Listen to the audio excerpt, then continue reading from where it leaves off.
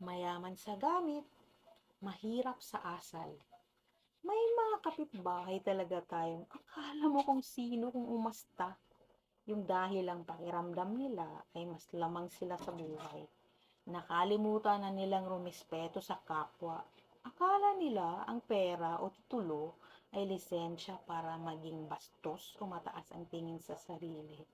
Heto ang silent truth na hindi nila matanggap. Pwedeng mabili ang magandang bahay at mamahaling sasakyan, pero hinding-hindi mabibili ang respeto at mabuting asal. Ang tunay na angat sa buhay ay yung marunong lumingon sa lupa kahit pinagpapala na. Huwag kang mapapagod maging mabuti kahit hindi sila marunong rumispeto. Ang pagiging mayabang nila ay hindi tanda ng tagumpay.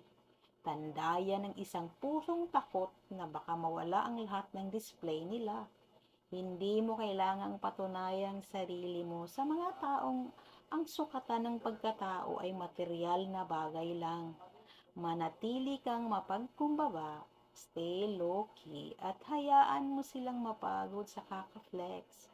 Sa dulo ng araw, ang pabor ni Lord ay nasa mga taong marunong magpahalaga sa kapwa, anuman ang estado sa buhay. Challenge for today, huwag mong patulan ang kayabangan nila.